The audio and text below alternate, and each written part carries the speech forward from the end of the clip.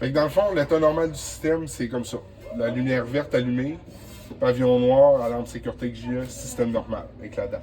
C'est son état normal. Dans le cas où il y aurait une panne, fait que là, je vais générer une panne.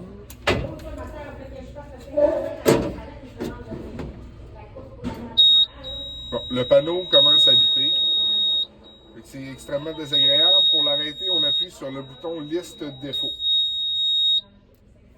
Il arrête de biper. À ce moment-là, il faut contacter le fournisseur, c'est-à-dire sécurité, pour qu'on vienne régler le problème sur le système. Quand vous appelez chez sécurité, vous donnez l'indication que le panneau vous donne ici. Nous, à partir de là, on sait quoi faire et qu'est-ce que ça va prendre pour le réparer. Les pannes comme ça, c'est tout ce qu'on a à faire. Sauf qu'après 24 heures, lui, il va recommencer à biper. Fait que, mettons que ça arrive à 10 heures le matin, lundi, mardi matin, 10 heures, ça recommence à biper. Vous rappuyez sur liste défaut. Ça va être ça jusqu'à temps que sécurité passe pour régler le problème.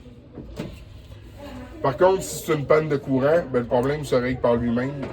Vous n'avez rien à faire de plus que d'attendre que le courant finisse. C'est comme pour le cadre à la maison. Il n'y a pas de reset à faire. Il n'y a pas de reset à faire. OK. OK. Dans le cas d'une alarme incendie,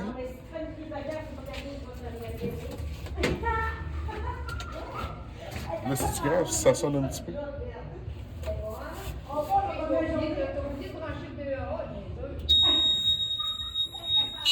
Le panneau sonne, puis partout dans la bâtisse, ça sonne. Fait que pour arrêter la bâtisse de sonner, c'est silence signaux. Ça arrête la bâtisse, mais pas le panneau. Pour arrêter le panneau, il faut appuyer sur liste alarme. À partir de là, on est soulagé. Le panneau vous indique exactement l'endroit où il y a eu une détection d'incendie. Fait que là, dans le cas qui nous concerne, on a simulé une alarme dans le rangement sous l'escalier. Si ça serait quelqu'un qui déclencherait une station manuelle, par exemple, à la sortie de la cuisine, ben, ça vous dirait poste manuel, sortie cuisine. Donc, vous savez toujours l'emplacement de l'alarme. Dans le cas d'une fausse alarme, on fait un silence signaux. C'est sûr que dans le meilleur des mondes, on commence par appeler les pompiers, puis on fait évacuer la bâtisse. Supposons que c'était une fausse alarme. Ben, on ventile le détecteur qui a eu de la fumée dedans.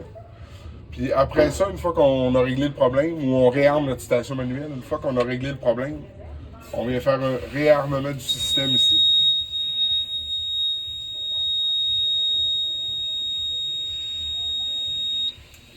Puis le système revient à la normale.